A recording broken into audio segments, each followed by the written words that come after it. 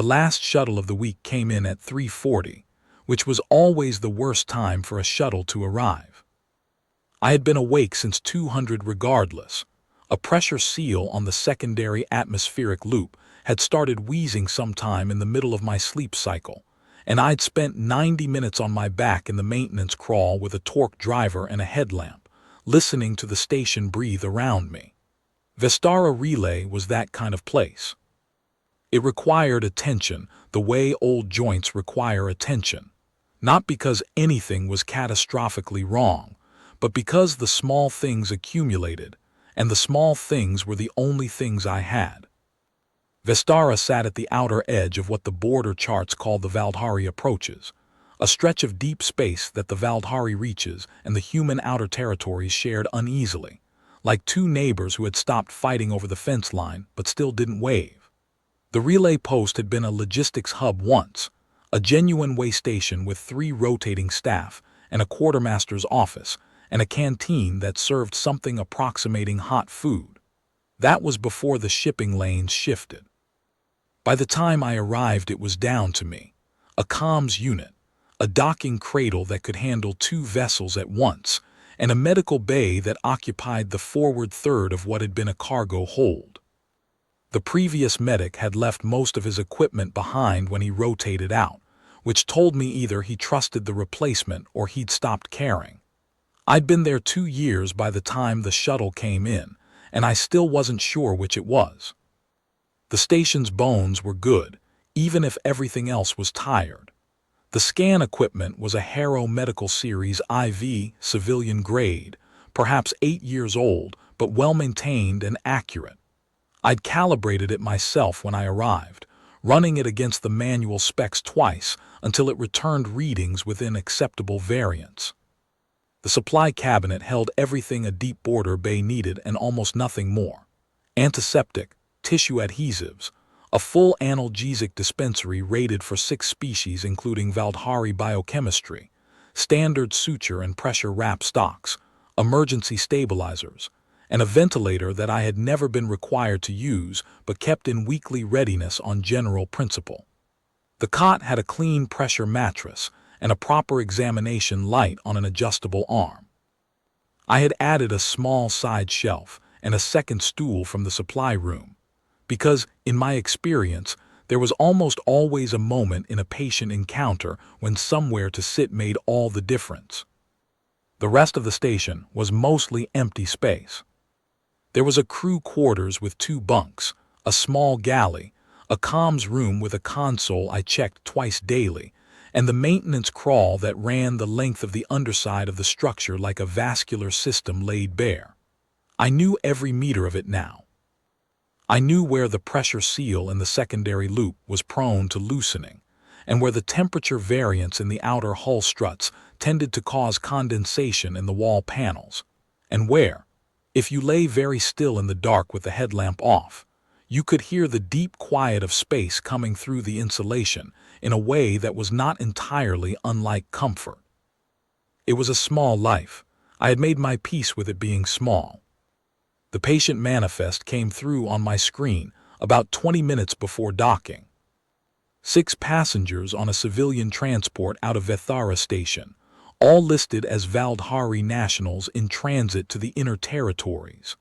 5 of them had filed standard biometric travel forms, the kind with full documentation, cross-referenced with the Valdhari Civil Registry. The 6th had filed a provisional form, which was the border station designation for the kind of paperwork that displaced persons, refugees, and people whose documentation had been misplaced or deliberately set aside could use to continue transit when nothing more formal was available. Name, unknown or undisclosed. Species, Valdhari. Age estimate, adult. Medical history, none on record. Reason for transit, unspecified. I noted it and went to make tea. The thing about working a deep border relay post is that you learn to read the shape of an arrival before you know any of the specifics. Shuttle comes in at 3:40 with a provisional passenger on a manifest out of Vethara. You're probably looking at someone who's running from something or toward something, and in my experience the distinction matters a great deal for how you do your job. Either way, they're yours for as long as they're on the station. I didn't have the authority of a customs officer or the training of an intelligence analyst. I had antiseptic, a scanner, a suture kit, and the general mandate to keep people alive and stable until they reached wherever they were going. What they were doing along the way was, generally, not my department. That's not indifference. I want to be clear about that. In 2 years on Vestara, I'd treated a fair number of people who were in difficult circumstances, who were carrying things they shouldn't have to carry, running from things that should not have been pursuing them, trying to get somewhere that had closed its borders, or change their names, or simply disappear into a quieter part of the universe. I cared about all of them. But caring, in the specific circumstances of a deep border medical station, tends to look like doing the job correctly rather than doing it with a great deal of commentary. The job is to assess, treat, stabilize, and release. The job is to read the file you have and not fill in the blanks that aren't there with your own speculation. The job is to ask the questions that the medical situation requires, and not the questions that curiosity produces. I had learned that over 11 years in the Border Corps, the same way you learn most important things, gradually, and sometimes the hard way, and eventually with enough conviction to practice it without effort. The tea was a gray lanes blend from the inner lanes loose leaf, a little smoky, the kind of thing that a cargo transit operator had left in lieu of payment for a fractured hand 3 months earlier. I had been rationing it carefully since then. 2 cups a day, sometimes 3 if the maintenance crawl had run long. I measured out a portion and let it steep while I reviewed the rest of the manifest and confirmed that the bay was ready for intake. The other 5 passengers cleared the docking check without incident. A family group, 2 Valdhari adults and a child of perhaps 5 or 6 years, all travel-worn in the specific way of people who have been in transit for more than 24 hours. The child asleep against the adult female's shoulder, with the improbable thoroughness that children manage in any situation once they've decided sleep, is more interesting than what's around them. An older Valdhari male traveling alone, transit papers indicating a return to his home district after a trade consultation in the outer territories, who spoke standard with the deliberate fluency of a professional negotiator, and thanked me for the screening with a formality that was almost touching. I ran the standard health panel on each of them, found nothing requiring treatment, directed them to the rest area, and closed the curtain between the bay and the waiting space. The 6th passenger came in last. She had waited until the others were inside the rest area. I don't know if that was deliberate, but I suspect it was. When she came through the bay door, she moved with a quality of attention that had nothing to do with caution and everything to do with habit, the systematic inventory of a space, taken quickly, and without any particular attempt to conceal the inventory was being taken. She was dressed in a plain gray transit wrap, the kind you could buy at any departure station for almost nothing, and she had the hood down because the bay was warm. Her hair was cut close to the skull, close enough to be almost severe, except that it was dark copper with a trace of copper gold at the roots, which softened the effect considerably. Her skin was the pale sage gold that I'd come to associate with the Eastern Valdhari bloodlines over 2 years of occasional patience, finer grained than most Valdhari, almost translucent at the temples where the faint pattern of subcutaneous vasculature was visible, the way light comes through thin stone. Her eyes were amber, warm in the standard way of Valdhari eyes, but with a depth of lit quality that reminded me of resin held up to good light. Her pupils were vertically oriented, which was typical for the species, but there was a precision to the way she used them that I couldn't account for immediately, a quality of attention that seemed deliberate and trained rather than instinctive. She stopped inside the bay door and read the room in about 4 seconds. "Standard entry screening," I said, turning from the instrument cart. "It won't take long. You can sit on the cot if that's easier." She didn't answer immediately.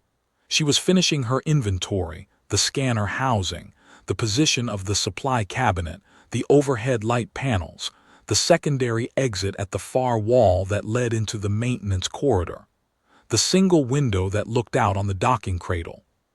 "Standard screening," she said finally.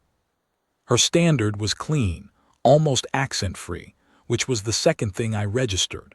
Most of the provisional passengers I processed spoke standard haltingly. If at all, it's a second or third language for most outer territories. Valdhari, learned when needed rather than practiced. Hers had the smoothness of someone who had used it regularly enough that it no longer required effort. "How long does it take?" "About 12 minutes for the full panel, less if everything comes back clean." She crossed to the cot and sat, which cost her something.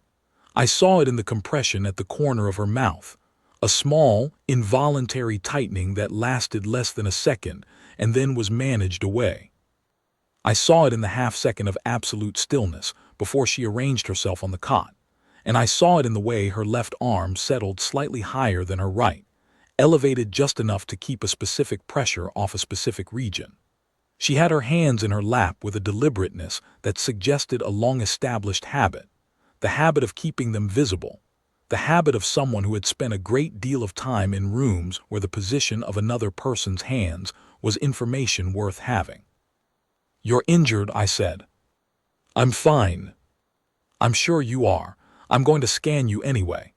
I moved to the scanner console and began the initialization sequence. The Series IV took 3 minutes to complete its startup calibration, which gave me time to finish the assessment I'd been doing since she walked in. Left side, midrib area or higher. The pause was long enough to be informative in its own right. "How did you—" She stopped. "The way you sat down," I said, "and the way you've been holding your left arm slightly elevated since you came in. The elevation is about 3 centimeters, enough to reduce pressure on the lower rib margin without being obvious about it.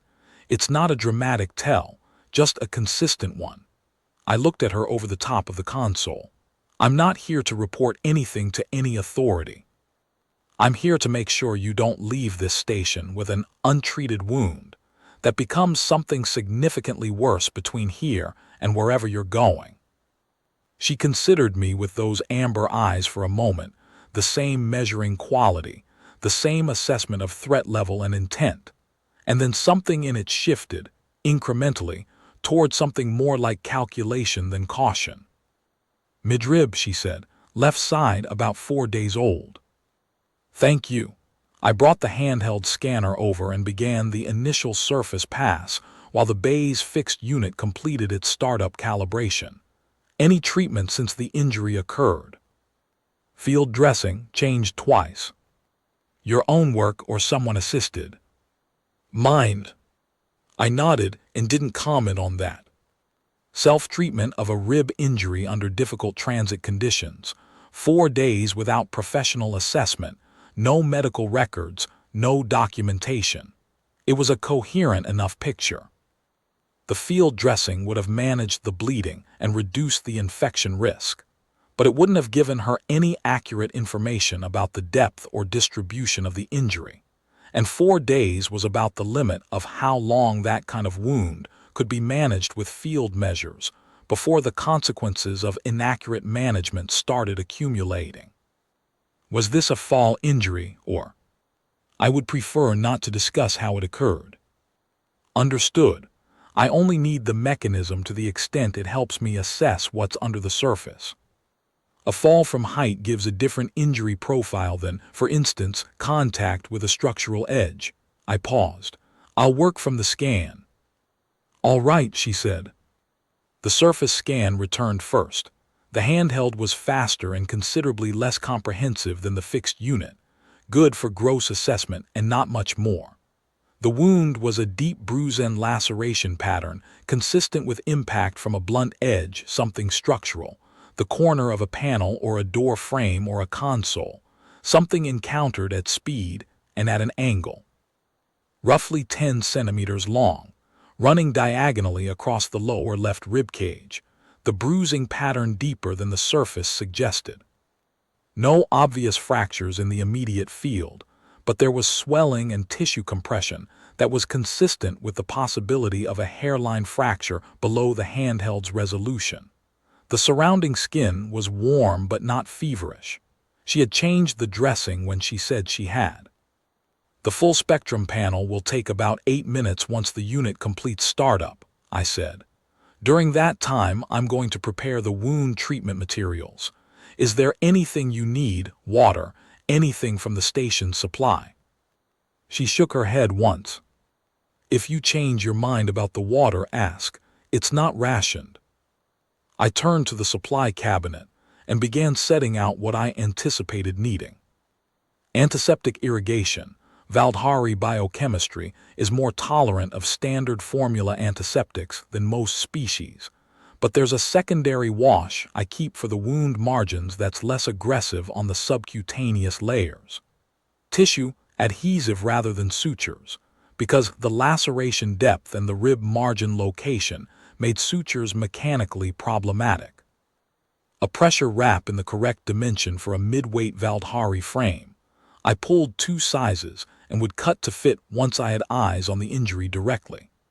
Analgesic patches rated for Valdhari biochemistry, which work on a different neurotransmitter pathway than the standard human formulation, and required a separate supply line that I had maintained specifically because the approaches carried a fair number of Valdhari transit patients.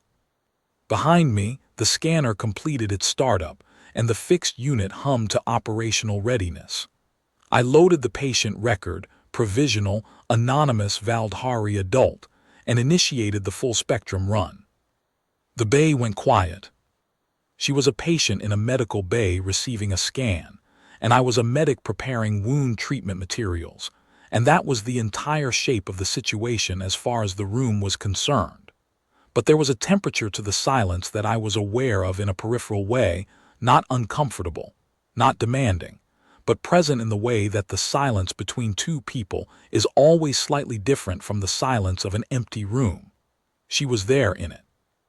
I could feel the quality of her attention without needing to see it. I didn't look at her while the scan ran. I continued preparing materials. I verified the antiseptic concentrations and checked the tissue adhesive's expiration date and cut the pressure wrap to 2 candidate sizes.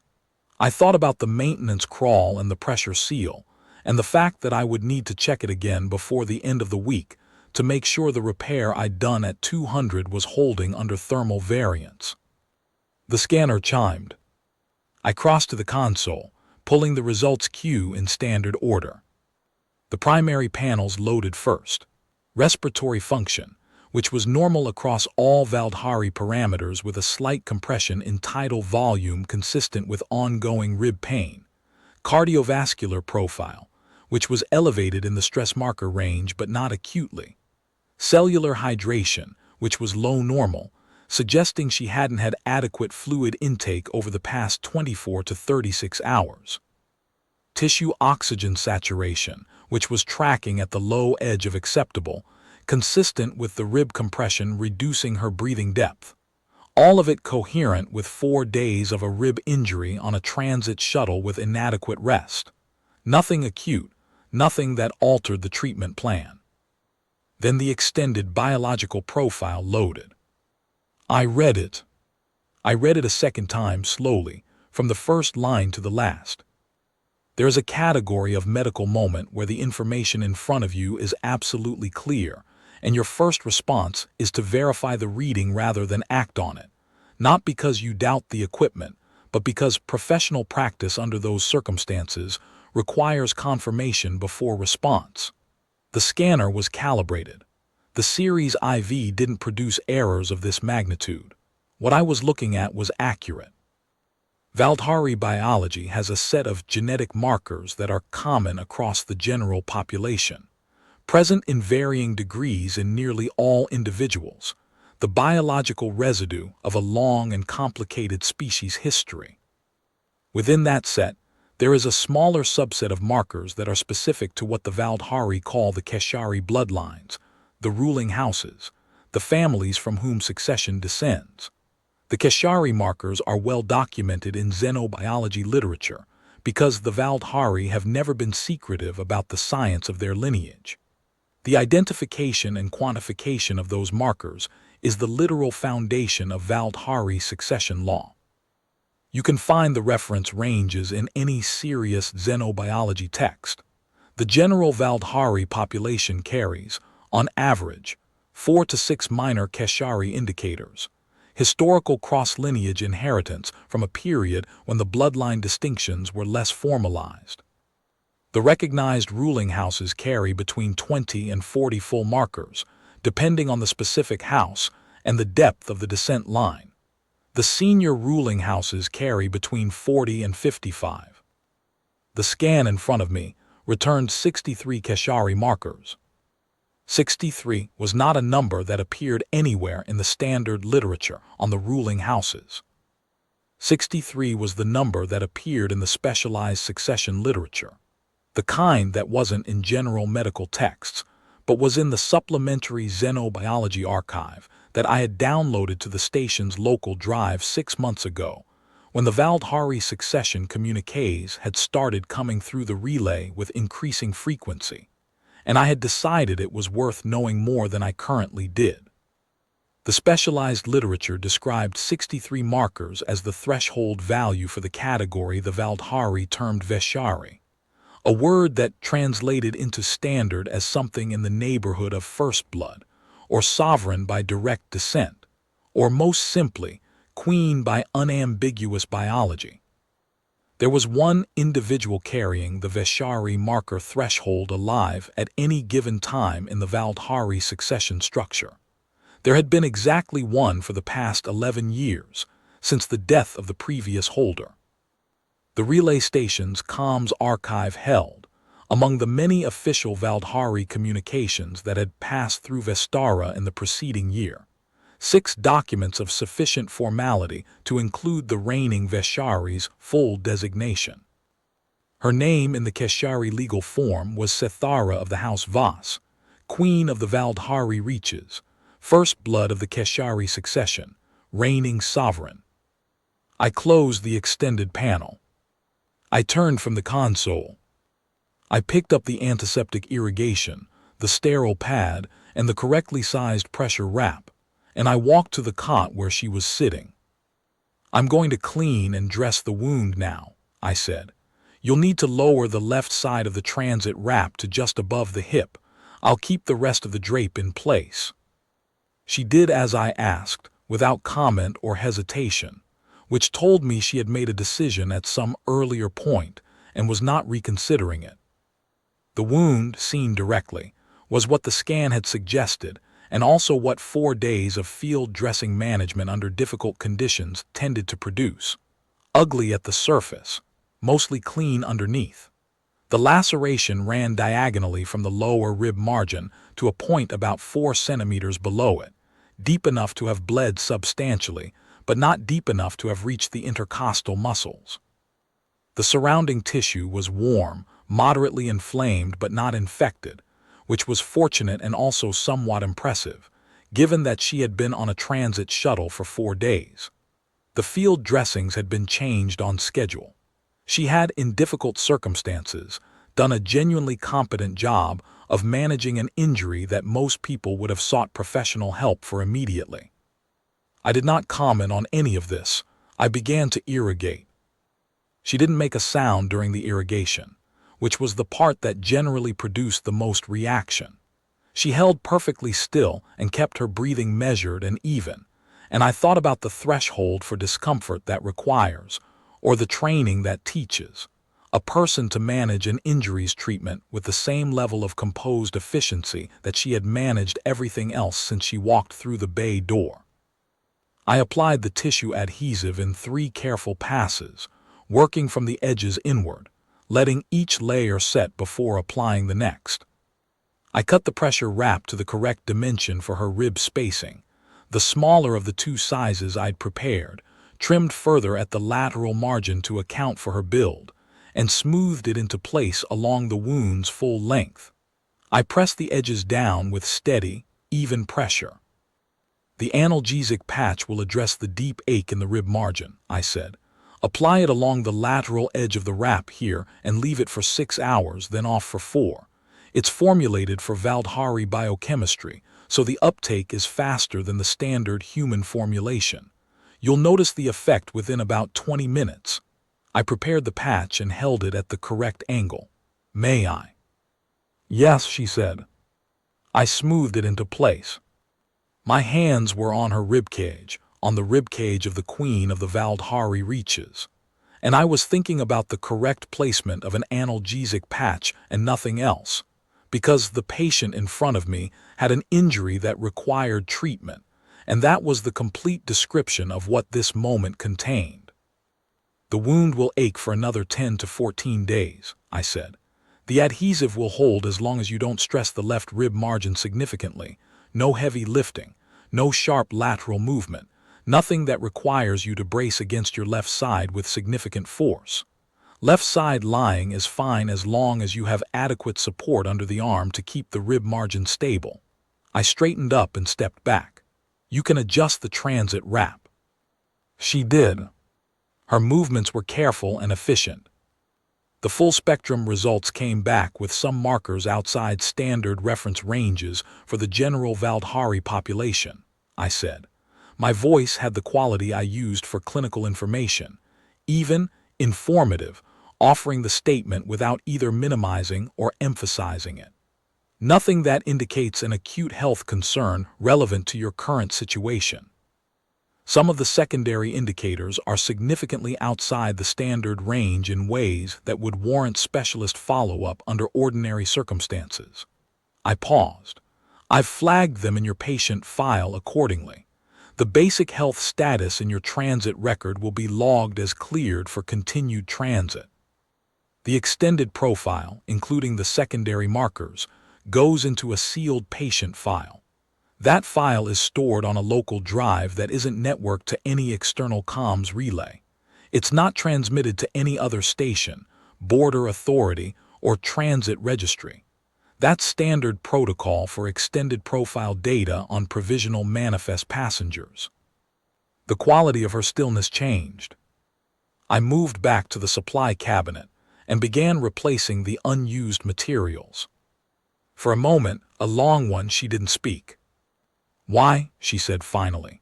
It was, as I said, less a question than a word set down carefully to see what I would do with it. Because the extended profile is your medical data, I said. And because you came to a medical bay for treatment of an injury, not for an identity disclosure process. The silence that followed that was different from the one that had preceded it. Something in its texture had shifted, the active, evaluating pressure of it had eased, and in its place was something quieter and more careful, like the silence of someone who is deciding, incrementally, how much weight to put on a floor they've just discovered is sturdier than it looked. You know what the markers indicate, she said. I have a working knowledge of Valdhari xenobiology. Extended markers in that range are documented in the specialized succession literature. Then you know precisely what they indicate. Yes, I said, I do. A pause. And you intend to say nothing further about it. I intend to finish your discharge documentation and make sure you have adequate analgesic patches for the rest of your transit. I counted out 2 additional patches, sealed them in a transit-rated pouch, and set them on the cot beside her. The wound will ache for another 10 to 14 days. The adhesive holds reliably under normal transit conditions, no strenuous lateral movement. I heard her exhale, long, deliberate, the exhalation of someone who has been managing a specific tension for a specific number of hours and is discovering that the management can ease slightly without anything collapsing. You treated 5 other passengers before me, she said. Yes. The same screening. The same care. It's the same procedure for every patient on this station. The manifest doesn't change the protocol. She was quiet for a moment. Something in her expression was doing something complicated, working through something, I thought, that had more to do with prior experience than with anything currently in the room. That philosophy, she said carefully, is not common in this part of the approaches. I've gathered, I said. I didn't elaborate on what I'd gathered or from where, because the comms relay records that had told me a fair amount about conditions in the Valdhari reaches over the past year were not something I needed to bring into the room to make the point. She looked at me steadily.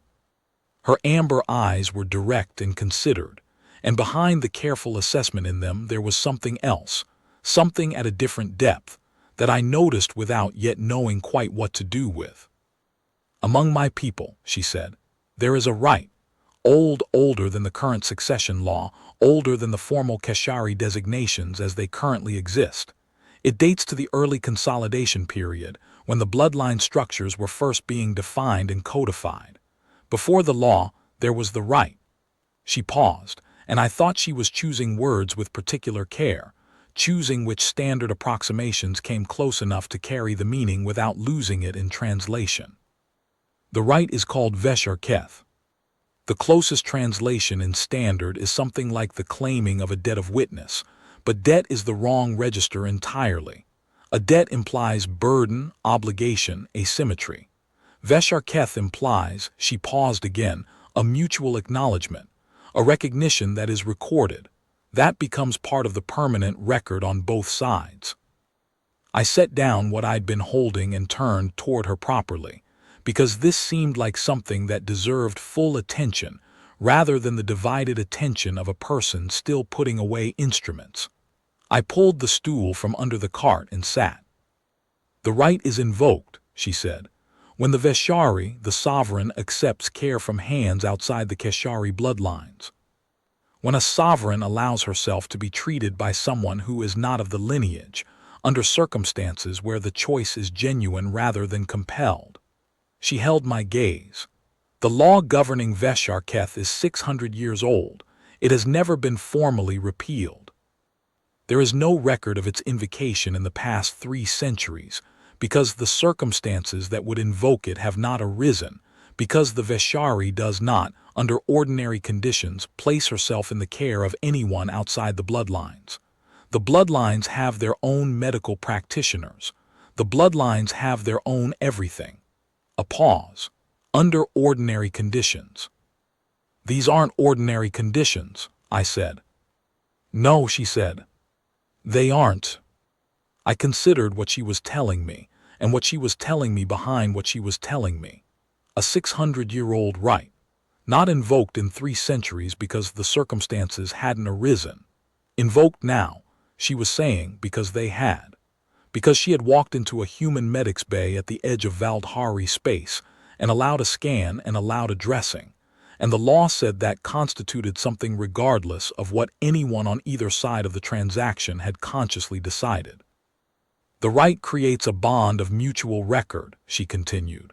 The sovereign's acceptance of the care, the genuine, unchosen by circumstance acceptance, is the invocation, but the rite is formalized in the traditional form by the exchange of names.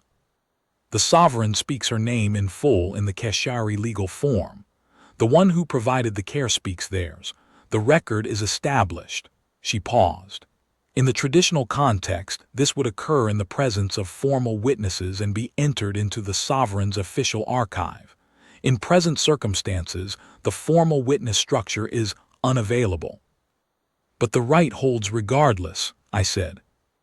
The rite holds, she said. The presence of witnesses formalizes it within court structures. The absence of witnesses doesn't undo it. I thought about that.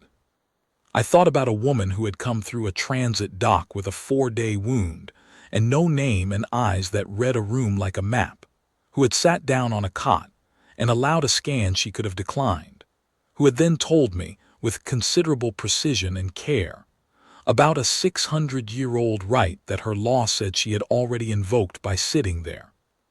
The rite creates for the one who provided the care, I said, what category of standing, in Valdhari law?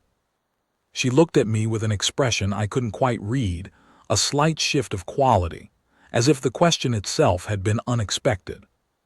The category is called Keshari adjacent in the succession literature, she said. It has no modern equivalent.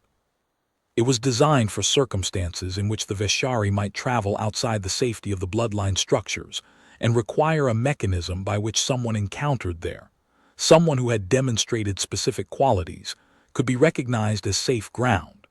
The term is mine. The original language is more formal. What it describes is a person recognized by the Veshari as having treated her with skill and kept her confidence and seen her without agenda. She paused on that last phrase as if she were listening to it from a slight distance. The recognition cannot be revoked by the court. It is not a court appointment. It exists in the oldest layer of the succession law, beneath the structures that the court controls. Safe ground, I let the phrase settle. You knew what the scan would say, she said, before you dressed the wound. The handheld doesn't run the full extended panel, I said. I didn't have the extended results when I started the dressing. But you had them when you finished. I looked at her steadily. Yes. And you continued and said nothing. You needed the wound dressed, I said. The results don't change that. Something happened in her face then, not a dramatic shift, but a quieter one, a settling, as if a particular kind of tension she had been carrying for a significant amount of time had been set down and was not immediately being picked up again. My name is Marek Oland, I said.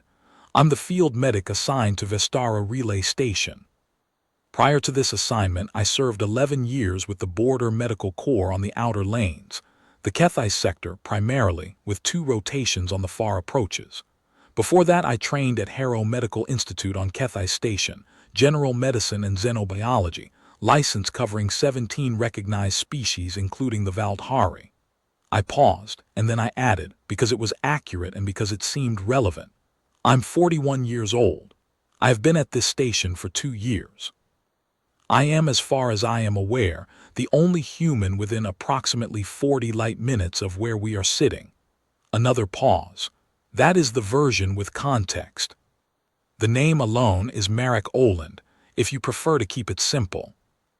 She was looking at me with an expression I found difficult to catalog. It contained surprise, but surprise wasn't the primary element. It contained warmth, but warmth wasn't it either. It was the expression of someone for whom something has landed in an unexpected place and who is taking a moment to register where that is before deciding what to do next.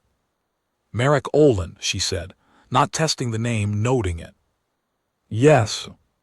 My name, she said, with a quality of deliberateness that was entirely different from the careful management she had used for everything else, more open, less performed, as if she were doing something that had weight to it and wasn't pretending otherwise, is Sethara, of the House Vas, Veshari of the Keshari succession, Queen of the Valdhari reaches, first blood by descent from the 7th consolidation line. A pause that had a different texture from the pauses that had preceded it, something both final and forward-facing about it. In ordinary usage, among those who are permitted to address me directly, I am Sethara. Sethara, I said. When I said it, her name, directly, in that specific way, something happened in her face that I have thought about a great deal since. It wasn't the name itself, I believe, because she had been living with her name for her entire life, and it wasn't that kind of moment. It was the quality of it, the way it came out simply, without ceremony, without the distance that formality puts between a name and the person carrying it. As if she were not a designation or a legal category or a sovereign or a Veshari or any of the other things the name contained, but simply the person who happened to be called that, sitting on a medical bay cot at 340 with an analgesic patch on her ribs and 7 spare patches in a sealed pouch beside her. She had not heard her name said quite like that in a very long time. I could see that it was true without needing her to tell me. You already knew, she said. Her voice was steady, but something in it was less managed than it had been. The scan is fairly definitive, I said, and the relay comms have carried a significant volume of material on the Valdhari succession situation over the past year. When you spend 2 years reading everything that comes through a border relay, you learn the relevant names. And the face, a slight note of something in her voice, not bitterness but its close neighbor. The comms don't carry imagery at this relay specification level, I said. I worked from the scan. She was quiet for a moment. Outside the bay window, the docking cradle's running lights were cycling through the standard overnight sequence, amber, amber, white, amber, and the light fell across the side of her face in intervals, catching the copper of her hair and the fine texture of her skin. She looked tired in a way that the analgesic patch wasn't going to address. Not physically tired. The patch was already in her system and doing what it was made to do. Tired in the deeper way that accumulates in a person who has been carrying a thing of significant weight through circumstances that did not allow them to put it down. You asked, she said after a while, about what the rite requires of you, the mechanics of it. Yes. There is no obligation in the standard legal sense. Nothing attaches to you in the way of duty or requirement or debt. The record is established. The name is kept in the sovereign's formal record, classified under the Keshari-adjacent designation, not removable by court decree. What that means in practice in the modern context is, she paused, primarily a form of recognition, an acknowledgement that a thing occurred and that the person who provided the care did so with skill and honesty and without agenda. She met my eyes. In the older context, when the rite was originally written, it meant something more active. The Keshari-adjacent holder was someone the sovereign could return to, could call on, could seek in circumstances of difficulty. The idea was that the rite created something permanent, a recognized point of safe ground that the sovereign could orient toward when the usual structures had become unreliable. When the usual structures have become unreliable, I said. Yes, she said. I looked at her, she looked back. The 3 secondary houses, I said. The convocation 6 months ago. She didn't answer with words. She held my gaze with steady amber eyes, and the quality of the silence that came back was acknowledgement enough. You're not going to the inner territories, I said. No. You're going further out, away from the reaches. For a period. There are precedents, historical ones. A Veshari who is physically absent from the reaches cannot be compelled to sign instruments she has not reviewed. The convocation's outcome created certain pressures that the absence of the sovereign's physical presence makes considerably more manageable while the implications are worked through. She paused. It sounds more calculated than it is. It is, at its core, the oldest political mechanism in the succession law. When the court cannot be trusted, the sovereign moves. She moves until the court resolves itself or until the conditions change in ways that make return possible. And she moves alone, I said. She moves with a provisional transit form, she said, and the wryness of it, rising cleanly through everything else, dry and precise and unexpectedly real, caught me somewhere before I had time to manage my reaction to it. And 7 analgesic patches, I said. She looked at the sealed pouch on the cot beside her, and then she looked at me, and the smile came properly this time. Not the anteroom of it, not the management of it, but the actual thing, warm and unguarded and briefly complete, reaching her eyes before it reached her lips and staying there a moment after it had left. 7, she agreed. I made a decision. I had already made it, technically.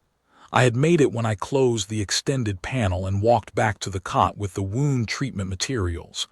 But this was the point at which I acknowledged it out loud, which is not the same thing as making it, but is a necessary companion to having made it.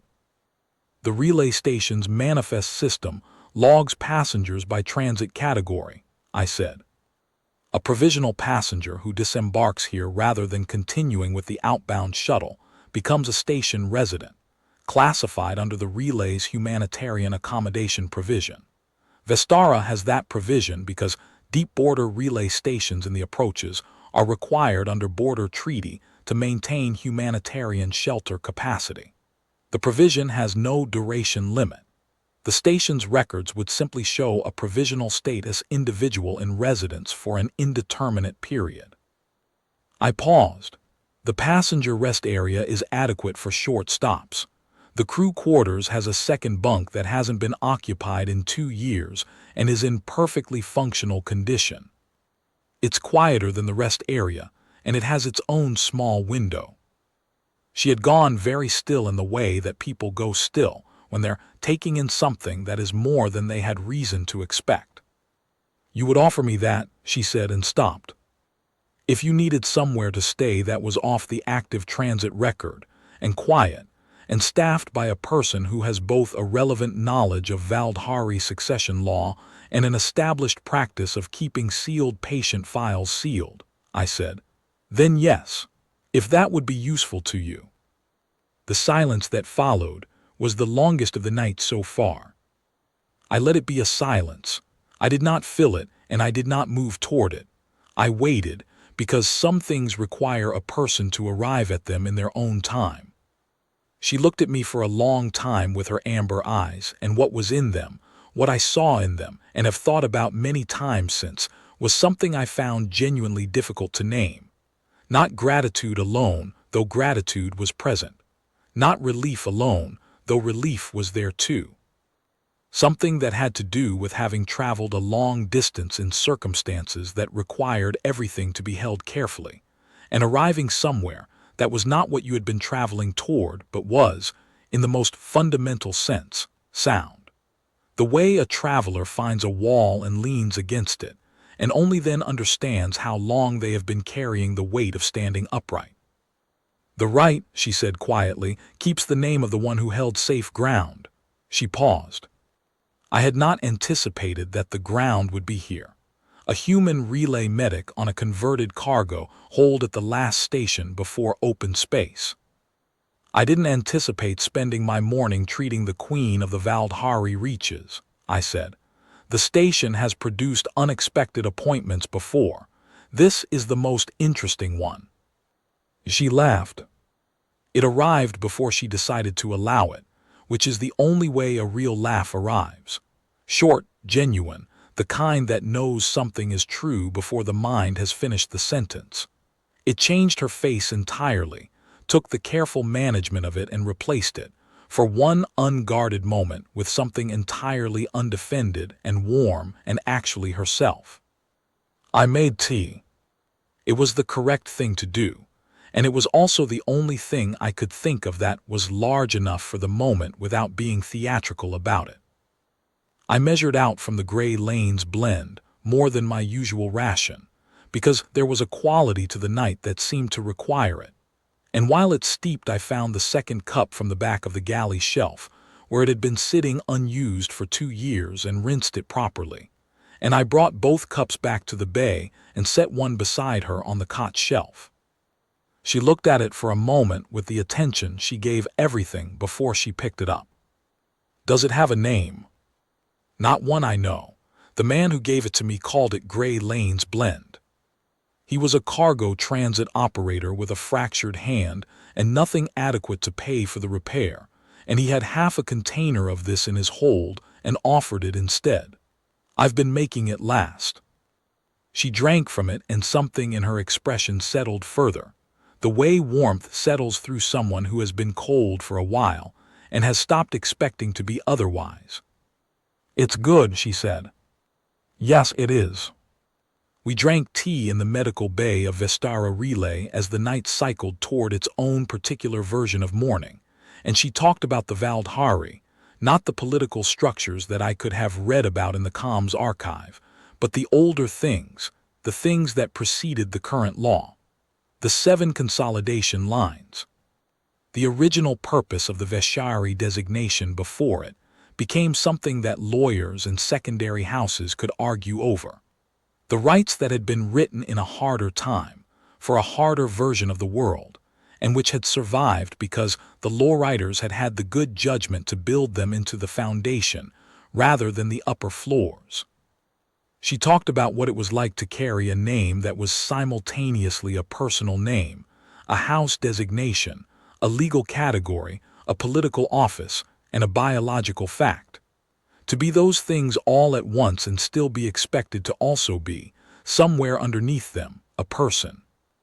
She talked about it without self-pity and without complaint, in the same measured, honest way she talked about everything, and I listened the same way I always listen, fully, without commentary, without the impulse to resolve or advise or redirect.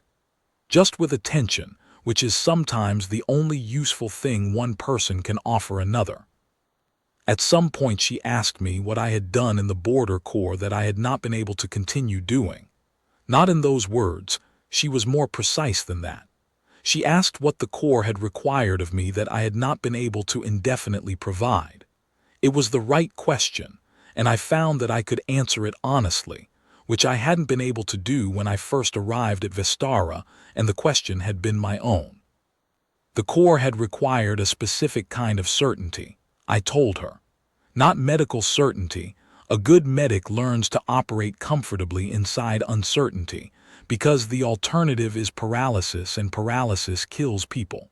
What the Corps had required was a certainty about the shape of the work itself.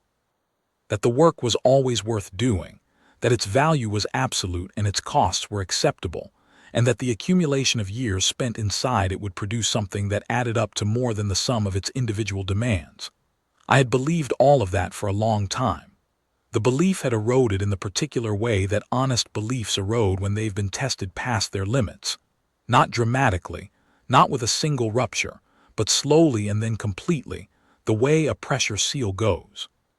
She listened to that without filling the space around it with reassurance or redirection, which was what most people did when I talked about that particular erosion.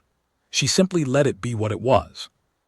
I talked about the Border Corps, the kinds of cases that come to a medic who is 3 days from the nearest specialist at 2 in the morning, which have a way of producing a specific clarity about what matters and what doesn't, about what can be held loosely and what needs to be gripped, about the particular tiredness that accumulates over 11 years of being the last line before the worst outcome, and the specific rest that Vestara had given me, which was the rest of being useful in a small way without being required to be useful in every way simultaneously.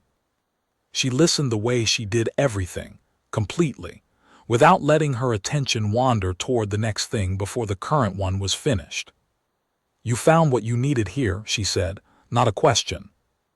"I found that what I needed was smaller than I'd thought," I said, "and that smaller is not the same as less." She held that for a moment, the cup in both hands, the amber eyes steady on something in the middle distance. "That is a harder lesson than it sounds," she said. "The Valdhari succession law was built on the assumption that what the sovereign needed was large, comprehensive, supported by structures of sufficient scale to account for every contingency." A pause. "It is possible the law was wrong about that."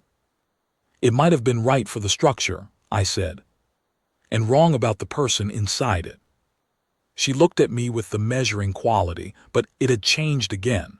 What it was measuring now was not threat, not intent, but something more like resonance. The quality of a person recognizing a thing they have been thinking and hearing it named by someone else. The docking cradle's lights cycled amber white outside the window, and the station breathed its slow, pressurized breath around us, and somewhere in the maintenance crawl a joint expanded slightly under thermal shift and then settled, and I thought, this is what the specific kind of quiet I came here for actually feels like. Not the absence of things, but the presence of exactly the right things, no more and no less. At 5:40, the shuttle's departure notification came through on my console. She didn't move immediately. She was looking at the tea, and then she was looking at me, and her expression had the quality of someone who has acknowledged a decision they made some time ago and is now simply naming it aloud. "The period of absence from the reaches," she said. "The formalization time. I had a direction and no specific destination when I boarded at Vestara." She paused. "I had not resolved before now where to spend it." I said nothing. "The bunk," she said. "The window. The station that requires tending and has one person who tends it." She looked at me carefully. The medic who has been rationing his tea and knows the entire length of the maintenance crawl and reads what comes through the comms relay and keeps sealed files sealed. A pause. Would he find it? Sufficient, I said. More than. She held my gaze for a long moment with the amber eyes and the particular depth behind them that I had been learning to read since 340. And in them was the thing I would come to know well, the warmth under the careful surface, the safe ground found quality that she never quite lost once she had let it show, the person underneath the Valdhari. Then I will stay, she said, for a time. For a time, I said. I cleared the shuttle manifest with 5 names. The docking cradle hummed to life as the shuttle prepared to depart, and the morning cycle light came through the bay window in its muted way, and Sithara Vas, queen of the Valdhari reaches, drank the last of her tea in a converted cargo hold clinic at the edge of everything. She told me the Valdhari word for the particular quiet that settles between two people who have agreed, without ceremony or performance, that the ground is sound, and the record is kept, and the name is known. I don't remember the word precisely. The Valdhari language carries sounds that Standard doesn't have a clean written form for, and she said it twice before my approximation of the pronunciation was close enough. But I remember what she said it meant, the silence that follows when the rite has been kept, when the recognition has been made, when the ground has been found to hold. I have thought about that word in the years since.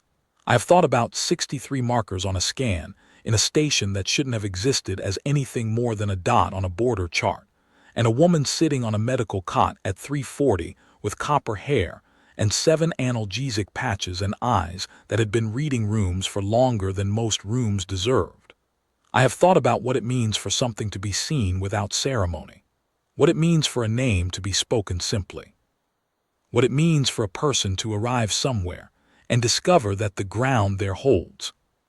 I have thought about the fact that the rite she described, the old one, the 600-year-old one built into the foundation beneath everything the court could reach, had been designed exactly for this, not for palaces or formal chambers or the presence of witnesses in official robes, for the edge of things, for a converted cargo hold at the last relay before open space, for the moment when all the structures that are supposed to provide safe ground have become unreliable, and the only thing left is the ground itself, and whether it holds. It held. The arrangements resolved themselves in time, the way honest arrangements do, imperfectly and at cost and over a longer period than anyone wanted, which is how the real ones tend to go. The secondary houses recalculated. The convocation's implications were formalized in ways that took the specific shape that someone's deliberate absence had made possible. The official Valdhari communications that continued to pass through Vestara's relay began, some months into that period, to include a notation I had to look up in the succession archive. A secondary designation appended to the standard sovereign identifier, in the Keshari legal form that the archive identified as Keshari adjacent. Last recorded use, 312 years prior. The tea lasted 3 weeks, and then there was more of it, because word reaches cargo operators on long runs in ways that have nothing to do with any official system. The pressure seal in the secondary atmospheric loop continued to work itself loose under thermal variance. I continued to find it at 200 and fix it. The maintenance crawl was familiar enough by then that I could navigate it with the headlamp off if I needed to, which was a specific kind of knowledge that belongs entirely to a place you have made yours. Some mornings there were 2 sets of footsteps in the corridor before dawn. Some mornings the tea was already made when I came in from the crawl, and there was someone at the bay window watching the docking lights cycle amber white, with her hands folded in her lap and her amber eyes on the dark outside, and a look on her face that I had learned, slowly and gladly, to read. Not every kind of ground holds. Not every kind of quiet is the right kind. Not every rite lands where it was meant to. But the right ones do. And we knew the name.